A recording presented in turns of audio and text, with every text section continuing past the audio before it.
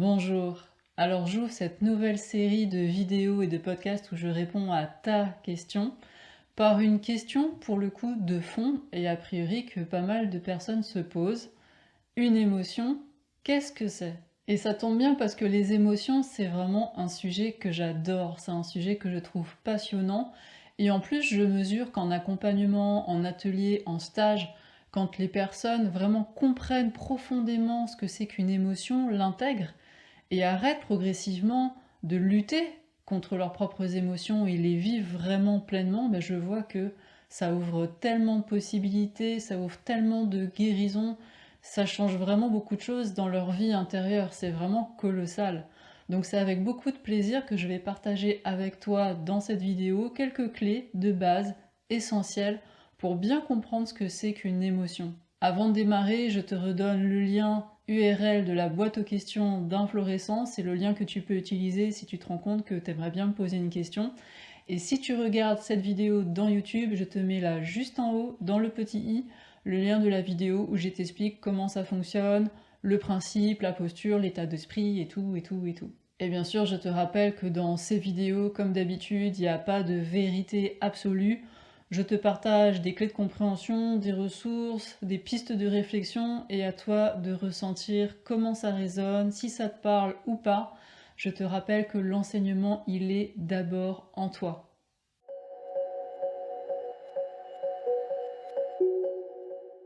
Je suis Karine Lépochard, je suis thérapeute énergéticienne et enseignante indépendante. Et dans cette vidéo, je vais répondre à la question « Une émotion, qu'est-ce que c'est ?»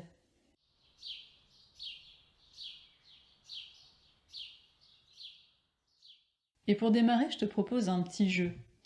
Imagine une journée totalement vécue du début à la fin, sans aucune émotion. Imagine vivre ta vie de famille, t'occuper de tes enfants, vivre ta vie de couple ou ta vie amoureuse, sans aucune émotion. Rencontrer tes amis, passer du temps avec les personnes que tu aimes, aller bosser, aller faire ton activité professionnelle, et faire tout ce que tu fais d'habitude dans ta journée avec zéro émotion. Alors c'est comment d'imaginer ça?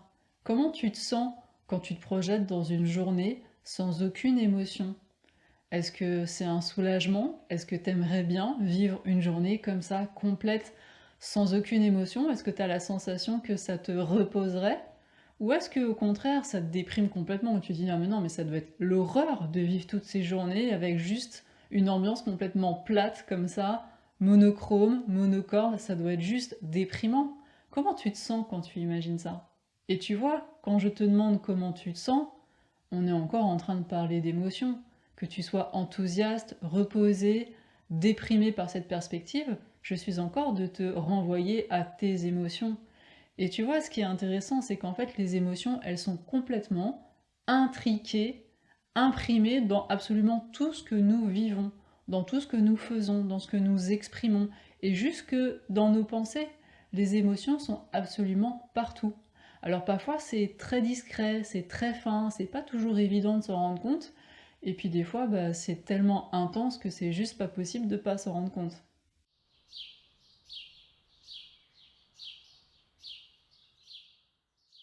Alors qu'est-ce que c'est finalement qu'une émotion?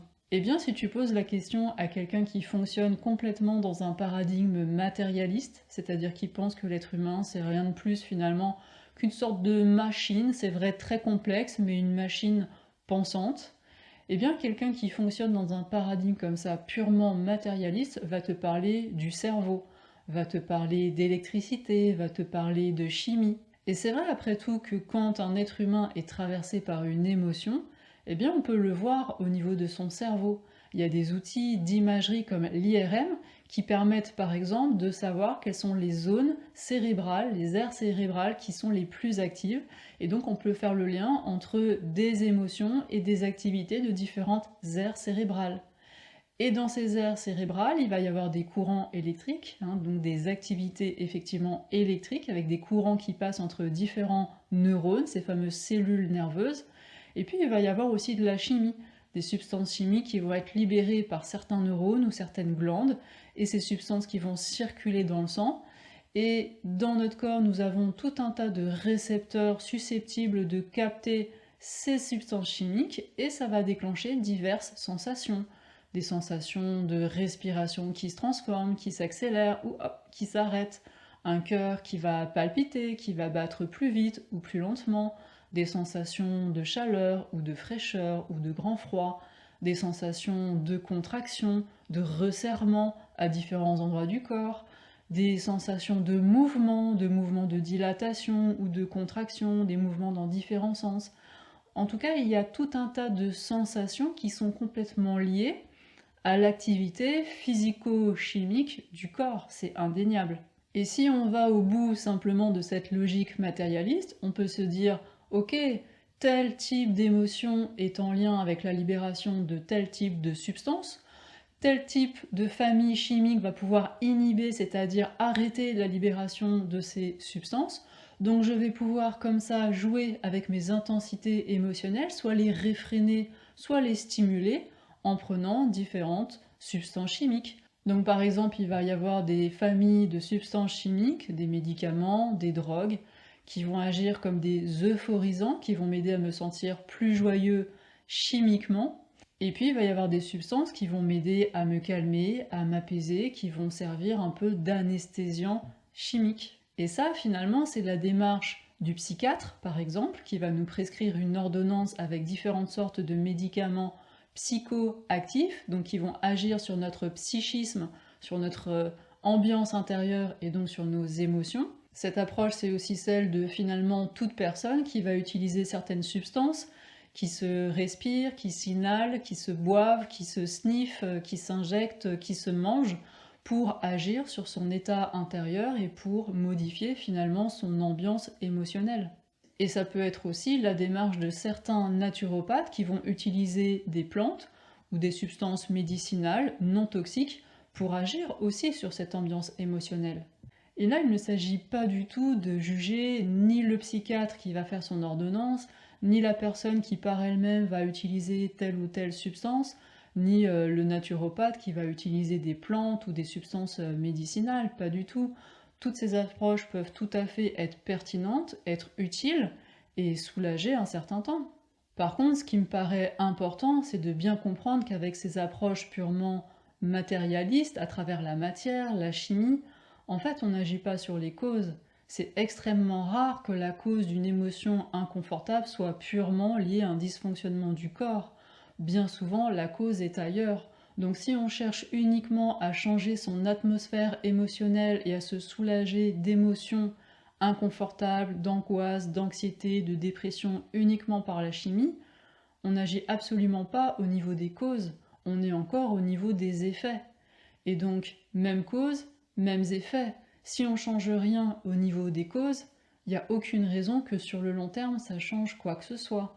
Ça peut soulager un temps, et ça peut être utile et tout à fait pertinent et important, mais on ne va pas agir au niveau des causes de cette ambiance émotionnelle qui est inconfortable et qui est douloureuse. Donc si dans une première approche purement matérialiste, je te dis qu'une émotion, c'est un ensemble de réactions électriques et chimiques qui se passent dans ton cerveau et dans l'ensemble de ton corps, tu vois bien que finalement, t'es pas beaucoup plus avancé.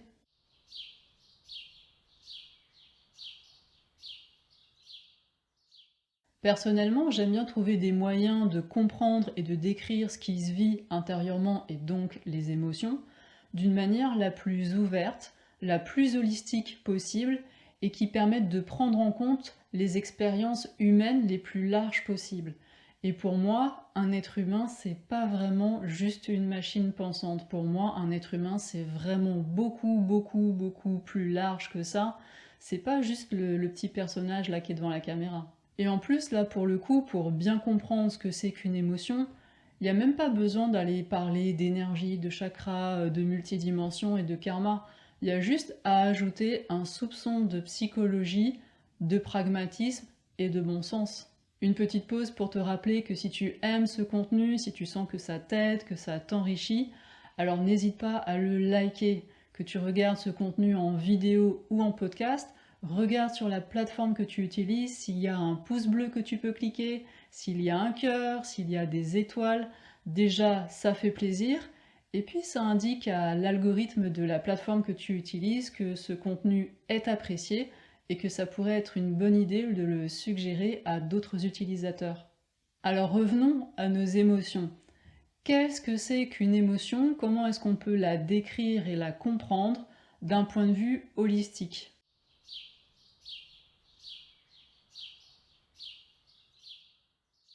Pour bien appréhender l'information que porte un mot, moi ce que j'aime c'est utiliser l'étymologie. Ici, l'étymologie du mot émotion est latine. Il y a deux morceaux dans ce mot, le préfixe et le corps du mot motion. On va commencer par cette deuxième partie, motion, qui est en lien avec le verbe movere en latin qui est le mouvement. Et effectivement, quand tu es traversé par une émotion, il y a ce mouvement de l'émotion que tu vas pouvoir ressentir à travers des sensations dans ton corps, elles aussi de mouvement. Il peut y avoir des mouvements de comme ça une émotion qui monte, une émotion qui irradie, une émotion qui est plus dans la contraction, où ça s'effondre, où ça se referme, où ça descend à l'intérieur. Il va y avoir le cœur qui va palpiter, qui va accélérer ou qui va ralentir. Même chose pour la respiration, qui peut s'intensifier, qui peut se transformer. Il peut y avoir de la transpiration, il peut y avoir des sensations de pression, des contractions à différents endroits. Il peut y avoir vraiment tellement de choses quand on est traversé par ce mouvement de l'émotion dans son corps. Donc ça, c'est pour le corps du mot motion, de émotion. Et pourquoi ce préfixe est? Et renvoie à l'extérieur en latin. Donc effectivement, ce mouvement qui te traverse quand tu ressens cette émotion est très souvent déclenché par quelque chose qui se passe à l'extérieur. Il va y avoir une situation, une expérience que tu vas vivre, quelque chose que tu vas voir, quelque chose que tu vas entendre, très souvent des situations qui vont impliquer d'autres personnes, et ce sont ces situations qui se passent à l'extérieur qui vont déclencher ces mouvements émotionnels. Alors tu vas me dire que parfois tu peux aussi avoir des émotions, ces mouvements qui vont être déclenchés par tes propres pensées. Et donc là c'est bien entre toi et toi que ça se passe et il n'y a pas d'extérieur. Oui, mais si tu regardes un peu plus finement à quoi tu pensais, quel est le type de pensées qui t'ont traversé au moment où cette vague émotionnelle a commencé à apparaître et à être ressentie, tu vas voir que dans tes pensées, l'extérieur est bien présent. Tu vas voir que le plus souvent, ce sont des pensées en lien avec des choses que tu as vécues à l'extérieur, avec d'autres personnes, avec des relations. Et donc, à travers tes pensées, l'extérieur est bien présent et va déclencher cette vague émotionnelle. Donc, une émotion, un mouvement qui nous traverse et qui va être déclenché par quelque chose qui se passe à l'extérieur.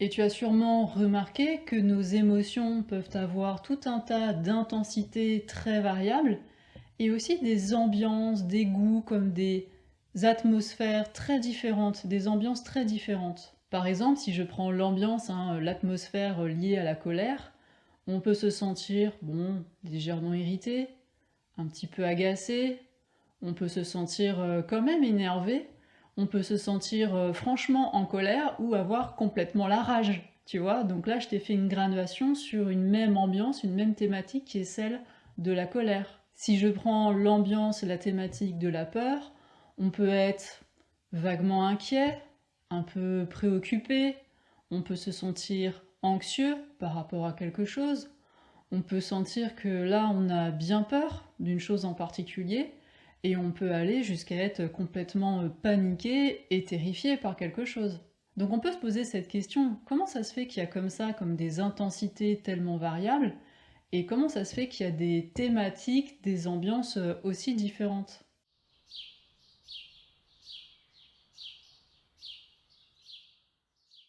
Là, ce qu'il faut comprendre, c'est que, ok, si cette vague émotionnelle est déclenchée par quelque chose qui se passe à l'extérieur, ce qui va se passer à l'extérieur, c'est vraiment juste un déclencheur. C'est pas la cause de l'émotion. La cause de l'émotion, elle est toujours intérieure et seulement intérieure. Alors je sais qu'au début, quand on entend ça, c'est pas forcément évident à appréhender et intégrer. Alors je vais te montrer ça à travers un exemple vraiment tout simple. Prenons un fait objectif. Julie reçoit un bouquet de fleurs, des roses rouges, coupées, de la part de Martin. Commençons par imaginer, premier cas de figure, que Julie aime les roses rouges, elle aime les fleurs coupées, elle est amoureuse de Martin, et pour elle, dans ses croyances, dans ses représentations, les roses rouges, c'est quand même le symbole de l'amour passionnel. Donc comment va se sentir Julie? Il y a des chances qu'elle soit pleine de gratitude, pleine de joie, ouverte, souriante, et que ce soit léger et joyeux et très agréable pour elle de recevoir ces roses rouges. Deuxième cas de figure, Julie est amoureuse de Martin. Effectivement, les roses rouges sont pour elle encore le symbole de l'amour passionnel, sauf que Julie n'aime pas du tout les fleurs coupées. Elle, quand elle voit des fleurs coupées, ça lui fait de la peine, elle préfère voir les plantes directement avec leurs petites racines dans la terre. Et elle aime pas du tout voir des fleurs coupées se flétrir comme ça dans un vase dans sa maison. Ça l'insupporte. Donc tu vois que déjà avec cette deuxième disposition intérieure, elle va être déjà un peu plus tiraillée, parce que ok, elle est très contente que Martin lui offre un symbole d'amour passionnel, parce qu'elle aime passionnément Martin, et en même temps, là, avoir des fleurs coupées dans son salon, c'est pas le kiff. Et on pourrait s'amuser comme ça à imaginer plein de dispositions intérieures de Julie. On pourrait se dire, Julie aime les roses rouges coupées, mais elle n'est pas du tout amoureuse de Martin. Et tu vois, là, le climat émotionnel est encore complètement différent. À travers cet exemple, donc, tu peux mesurer qu'un même fait objectif va en fait déclencher des émotions très différentes chez une personne en fonction de sa disposition intérieure, de son état d'esprit, de ses croyances, de ses représentations, de ses besoins, de ses valeurs et de tout un tas de choses. Donc tout ça pour dire que l'intensité d'une émotion, son ambiance, son goût, sa thématique, comment ça se vit pour chacun, ça reflète non pas le déclencheur, mais ça reflète l'univers intérieur de la personne, ses croyances, sa vision des choses, son ouverture, ses valeurs, ses besoins, tout son univers intérieur. Donc on en arrive à la définition d'une émotion qui serait un mouvement qui se vit à l'intérieur de soi, déclenché par un élément, une expérience, une situation, quelque chose qui se vit extérieurement, et cette émotion va refléter notre univers intérieur et va nous informer de qui nous sommes et de où nous en sommes intérieurement.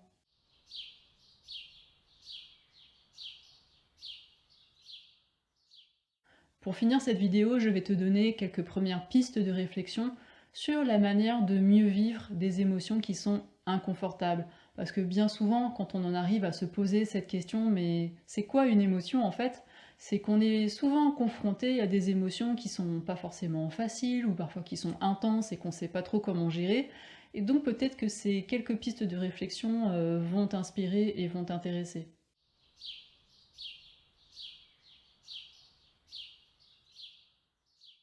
Donc quand tu es confronté à des émotions qui sont désagréables, qui sont inconfortables, le premier réflexe qui est assez instinctif, qui est assez naturel et spontané, ça va être d'accuser le déclencheur, d'accuser la situation, d'accuser les personnes qui sont impliquées, et donc on va mettre comme une sorte de culpabilité, de faute sur l'extérieur, le déclencheur. Là, tu peux tout simplement te dire que c'est de leur faute ou c'est de la faute de cette situation, que toi, tu n'y es pour rien, et tu vas commencer à repérer ce genre de situation, ce genre de relation, ce genre de personnes, pour les éviter et pour les fuir à tout prix, afin de ne plus être confronté à ces émotions qui sont pas très agréables. Alors effectivement, il y a bien des situations, des types de relations qu'il est une bonne idée d'éviter, parce que tout simplement c'est dans le sens de prendre soin de soi, de se préserver, de préserver son intégrité physique et psychique. Ça peut être tout à fait juste d'éviter un certain nombre de choses. Par contre, si tu es dans l'excès de toujours accuser l'extérieur et que tu ne te remets jamais en question,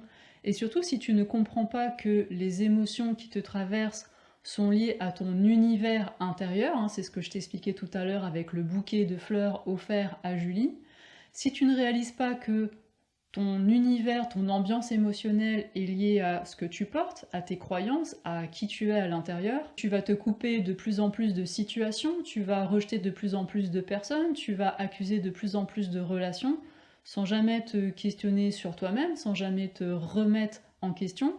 Et en fait, ton univers, comme ça, va se restreindre, puisque tu vas exclure de plus en plus de situations, de plus en plus de types d'expériences, de plus en plus de types de personnes, et tu vas finalement te refermer sur toi-même. Ton univers va se restreindre à ce que tu as la sensation de pouvoir contrôler, Et tu vas te rendre compte qu'en fait, que même ça, t'arrives pas à le contrôler.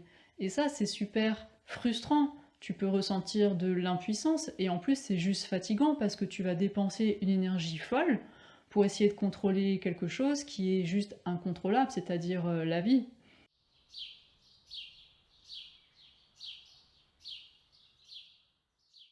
Alors l'autre possibilité, c'est quoi? Bah, c'est tout simplement de te remettre en question, de regarder cette émotion dans cette situation qui implique peut-être telle ou telle personne.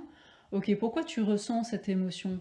Qu'est-ce que cette émotion te montre de tes croyances, de tes dispositions intérieures, de ta vision des choses, de tout un tas de choses qui sont intérieures? Qu'est-ce que cette émotion, qui est finalement perçue comme une messagère, te montre de toi-même? Et là, quand tu t'ouvres à cette possibilité que l'émotion, finalement, c'est juste une messagère, même si la sensation est désagréable sur le moment, c'est juste une messagère. Et si tu t'ouvres à la possibilité de recevoir ce message et d'en tenir compte, et du coup de transformer des choses à l'intérieur de toi, peut-être dans ta vie, d'exprimer des choses que tu n'avais pas encore exprimées, de faire des choses que tu n'avais pas encore faites, de changer peut-être ta vision des choses, certaines croyances, bref, de te remettre en question, si tu fais cette démarche-là, alors mais il y a beaucoup de choses qui vont s'ouvrir là pour le coup. Là pour le coup, toute ta vie peut changer. Parce que là, ton énergie, elle est plus utilisée à exclure, à rejeter, à juger, tu n'es plus en guerre, tu fais la paix avec la vie à l'extérieur, à l'intérieur, et là, c'est une démarche d'amour de toi et d'amour tout court. Et là, finalement, tu te mets en mouvement, tu te mets en chemin, tu te rends compte de mieux en mieux, avec de plus en plus de douceur, de délicatesse et d'amour pour toi-même. Et tu vois, cette émotion qui est un mouvement qui te traverse, si tu l'écoutes, tu peux suivre ce mouvement et surfer sur ce mouvement. C'est un flow en fait, c'est un flow de la vie. Et c'est quelque chose qui s'apprend. Tu peux apprendre à surfer et à respirer et à vivre avec ce mouvement de tes émotions, les accompagner en conscience et te sentir de plus en plus à l'aise et de plus en plus en sécurité avec tout ça. Voilà, si cette vidéo t'a intéressé et t'a donné envie d'aller plus loin, tu peux utiliser ce lien pour demander à télécharger gratuitement mon e-book 10 clés essentielles pour inviter davantage de présence consciente dans sa vie. J'y parle d'émotions, j'y parle des moyens de se relier en conscience à soi-même, et tout ça dans une approche holistique, non matérialiste, et en même temps bien ancrée dans le réel et dans les expériences directes. Tu verras, c'est très simple, tu as juste à renseigner en suivant ce lien ton prénom et ton email, et tu recevras le lien de téléchargement. Je te souhaite de belles explorations et je te dis à très bientôt pour de prochaines vidéos. Je t'embrasse. Bye bye.